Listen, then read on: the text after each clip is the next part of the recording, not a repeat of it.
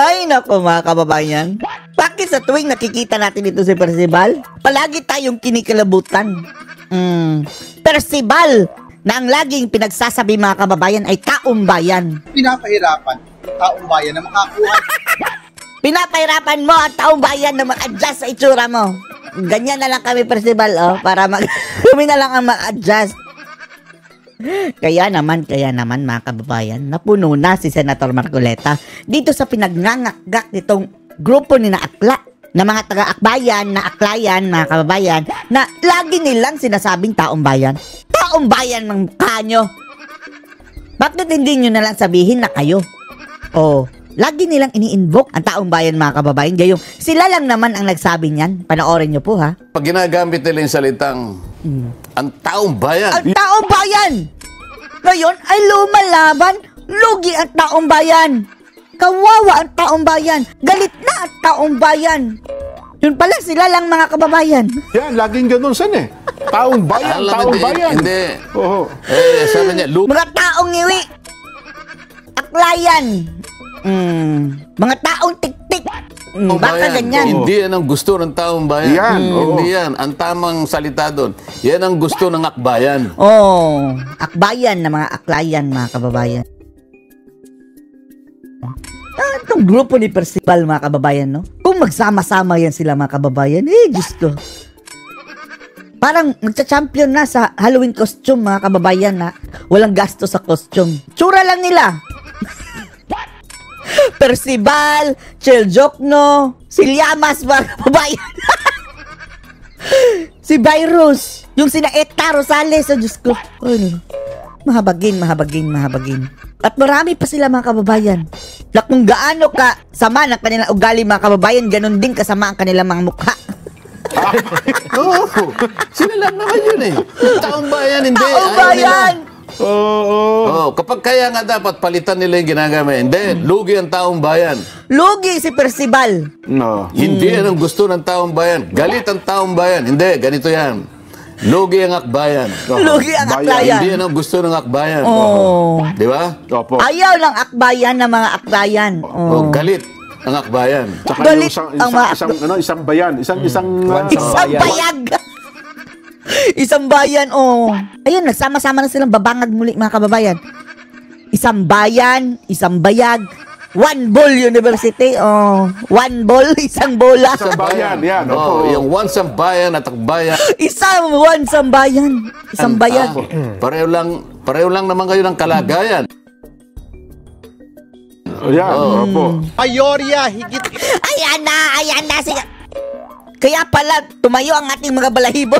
Bakita na naman ang aklayan na ito. Percival. 80% ng mga Pilipino ang nagsasabi. Wow, 80% daw ng mga Pilipino, ha? Saan mo yan nakuha yung data mo? Okta Research? Yung Okta Research, mga kababayan, andun na sa putikan. Basurahan na talaga, mga kababayan. Lahat basura na ang mga pinaggagawa. Akalain nyo, ang tataas ng mga ratings ni Bangag, mga kababayan. Tambaluslos, daig pa si Sarah. Tapos ngayon, malamang yan ang ini-invoke yan, Aklayan, Okta Research. Na gusto nilang marinig ang mga ebidensya, dapat tuloy ang laban. Dahil pag tumigil tayo, mananaig ang kadiliman. Wow! Ikaw nga mukhang prinsipe ng kadiliman. Prinsipe ba o prinsesa ng kadiliman dyan? Ang ngipin, mga kababayan talaga, para yung nakikita natin sa mga kababayan, sa bubungan tuwing gabi na halos bubutasan. Ganyan. Ito si Percival. Kasama. Ayan, yan ang napala mo. Mukha, ayun, mga kababayan, mukhang tik-tik. Nakita sa mall, pagala-gala, mga kababayan, sinigawan ng Duterte. Bye-bye, akla! Sa kung saan makikita natin. At eto pa, mga kababayan, sa rally nila Percival. Rally nila Percival, ha? Buti naman at mayroong nag-impromptu na interview nitong, ewan na natin kung saan itong station, mga kababayan na media. Viral ito Ang isang kilos protesta rally.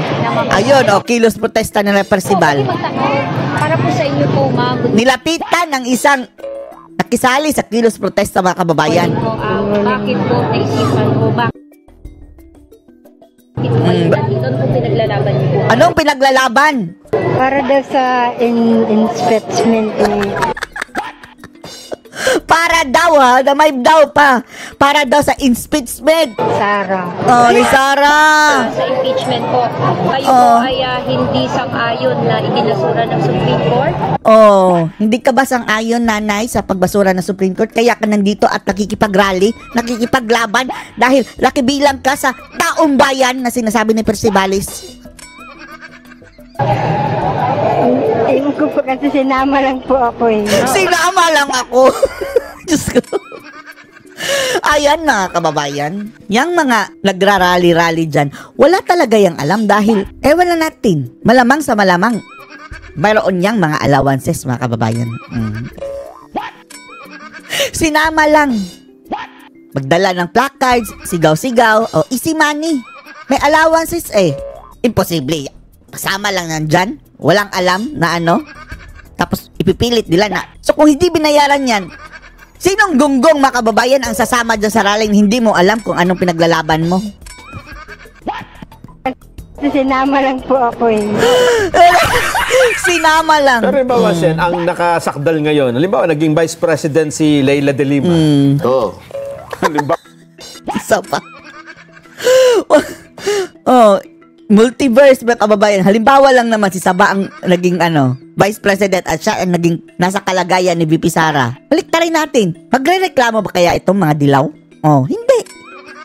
paglalaban niyo, Ilalaban ko pa rin sapagkat Oo. mali nga eh. Pati si Marcoleta mga kababayan. Ipagtatanggol niya ang konstitusyon at ang saligang batas. yun, hindi sa personality to. Oo. Walang personality. Talagang mali. Yung pinag-uusapan nga, batas eh. Ano yung totoo? Rule of Tama. law. Kaya lang mali yung example mo, hindi magiging vice president. Si Saba, never, hindi nga nanalo na mga kababayan, senador. Patay na ang political career. Kung hindi yan nag-party list mga kababayan, hindi yan makakabalik. Tinago ang kanyang pangalan eh, ML. Marami kasi naglalaro ng Mobile Legends, kaya nanalo yung ML siguro. Laila pa ang kanyang pangalan mga kababayan na nasa ML din. Baka si Saito, baka pwede. Oo. Si Saito, yan. Pero biglang natin sabihin, Sen, wala tayo sa tao. Sa tama lang tayo. Wala sa tao. Yan, opo. Coincidental lang ang pinag-uusapan natin, vice Yan din ang sinabi ni nakapuntos din si Kilay noon mga kababayan, no? Nangyari na ito kay Davide. Kahal din tulad talaga kay VP Sara mga kababayan na pangyayari. And then, yung people ngayon na gustong labagin ang saligang batas, na Carpio, etc., yung mga dilawan, pulahan, ay the same people na nagsasabi dati na dapat sundin ang Supreme Court o sundin ganyan. Ngayon mga kababayan, baliktad na sila. Suwayin ang Supreme Court. President Sara Duterte. Ang kaibahan lang, Duterte ang sinampahan ng impeachment ngayon. Dati, Davide. Opo, Oo. Pero tama ka. Sa nilalayo ng pangyayari, yun nga yung na vice president, ilalaban ko pa rin. Di ba? tayo sa tama. Diba? Sa Tama lang tayo. Wala tayo sa Doon tao. tayo Tama sa po. tama. Ang constitutional, bakit? Ginawa daw nilang i-archive para palusitin yung pang-apat. Pwede ba yun? Kapag na-archive na mga kababayan, considered na yan, dismissed. Pwede ka bang mamili sa apat na impeachment complaints, tutulugan mo siya pagkatapos sasabihin mo na lang, pinatay po namin yung tatlo eh. Sino ka para patayin mo? Oo nga naman. Sino ka? Kaya korte sa Si Tambaluslos siya mga kababayan. ang klaseng, alam mo siguro kung Bugok, no? Mga animal na to mga kababayan. Akala nila na tatanggapin lang ng ganyan-ganyan kahit na sinortjat nila mga kababayan. nag-uusap sila, Stupid! ang klaseng mga tao ito. Sinabi na nga, walang higit sa isa sa Nabunjing. loob ng isang taon. Mabot na sa Apat apat. ang ginawa. December, Pebrero, ilang buwan ba? Okay lang yun mga kababayan kung sabay-sabay. Pwede i-consolidate. Pero inabot pa ng 2 buwan mga kababayan. Tapos mayroon na namang sinampa na bago. At yung bago ang ginamit. Pagitan nun. Isang taon ba yun? Hindi po. Ilang araw lang ang pagitan. O dapat yung pang-apat na taon. Kung hindi ho. Di ba? Hindi ho. Di ba? Tapos na si Sara yan. Nako. Tapos na si BP Sara nun eh. Hanggang 2028 na lang yata si BP Sara. Opo. Oo. Dapat sana, hindi yung tinanggap. Pinapulido muna. Kasalanan din nila Saba, mga kababayan, dahil excited na excited, hindi nakipag-coordinate. Yung sina Percival, kasyungahan, mga kababayan. Saan ka naman nakakita? Kaya nga sabi ng Korte Suprema, ano ba mga... Kaya nga siya nagbigay na ng guideline eh. May instruction na. Constitutional. Oh, it violated the 1-year bar rule. Sabi, kasi pinatay mo. Ibig sabihin, pinatay mo pero hindi pwedeng patayin. Sapagkat ang rule mo, yung una pa lang dapat, yun ang ginamit mo. Tama. Hindi yung pangalawa, hindi pangatlo. Lalong-lalo naman, hindi yung pang-apat. Pang-apat. Ito pa. Isip-isip mo, di ba, ang Korte Suprema, humingi ng 11 impormasyon. Pinag-usapan natin ito eh. Nagtaray. Sabi niya sa Ang House of Representatives, mga kababayan, nagtaray doon sa kanilang sagot sa Korte Suprema. Yung ilan, hindi nila sinagot. Yung sinagot naman, mga kababayan, parang insulto sa Supreme Court. Representatives. Actually, kasama ang Senado nun eh. Pero tama yung sumagot ng Senado, hindi po kami ang pagkukunan ninyo ng impormasyon sapagkat kami rin kinukuha namin yan sa mababang kapulungan. Sa kamera. Kaya nga, sabi ng Supreme Court, wala kayong jurisdiction na. Sige kung gayon. Doon sa 15 na hinihingi ng Korte Suprema, alam mo, 4 doon, pinanggihan ng House of Representatives. Yung 4 na yon, A question about due process. Hindi sila makasagot dahil hindi naman talaga sila dumaan sa due process. ay talagang tagos doon sa tinatawag natin due process. Tagos. Alam mo kung bakit? Ano yung hinihingi? Una, sabihin nyo sa amin kanya kung anong opisina o anong komite ang nag-prepare ng impeachment complaint. Gusto lang malaman ng Korte Suprema. Sabihin mo sa amin kung lahat ng miyembro na pumirma ay binigyan ninyo ng tigisa isang kopya. Hindi masagot dahil walang kopya. Diretso perma. Sabihin mo rin sa amin kung yung articles, yung 7 articles of impeachment, nakalakip lahat ng mga dokumento ay nabigyan ninyo. Lahat yung pumirma. Wala. At pangapat, Hindi nakatanggap si nabigyan Marcoleta. ba sila ng sapat na panahon para pag-aralan, basahin? Wala. Last day na ng session, mga kababayan, tapos 2 oras na nga lang, 3, 4. Kahit bigyan silang buong araw, hindi nila kayang basahin ang 97 pages. Hindi nila kayang intindihin. Wala nga silang kopya, paano pa nga mababasa? At tingnan yung mga ebidensya bago sila pumirma. Nako. 4 yun. Dumaan din sa Committee on Justice. Iisang sagot nila sa 4 na ito. At nakakatawa po sagot nila. Ito sagot nila.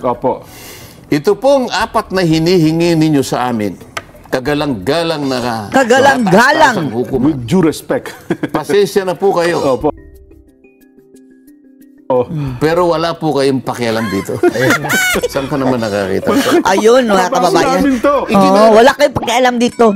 Sige, unconstitutional. And then, motion for reconsideration. Unfair. Unfair? Hindi nyo nga sinagot. Kasalanan nyo, mga bulok. Kaya lang mo kung sasabihin mo, wala kang Internal. Hindi ko na maintindihan kung paano kayo di-describe itong mga taong ito eh. Internal po Bunggong! namin yan. Internal po namin. Unang-una po, wala po sa saligang batas at wala rin po sa tuntunin namin. Ay, inamin nila. O ano yun? Wardi-wardi na lang, inisip nyo na lang. Inisip lang. Ko, uy, nakapiro na ka pala. Binasa. Hindi. Ang dami kong kasama yata. Halos na sila. Ay, nako. Ba't ako hindi ako binigyan? Di ba ako kasali ron? O nga, baka nga naman pumirma kayo, sana, di ba? Kasi Bakit nila kagad sinabing, hindi pipirma yan? Malay nyo na mapapirma nyo ako, di ba? Oo nga. At nung nabasa niya, Yun ang dahilan na talaga hindi kami binigyan. Walang due process, mga kababayan. So, ano masasabi nyo dito? Post your comments below.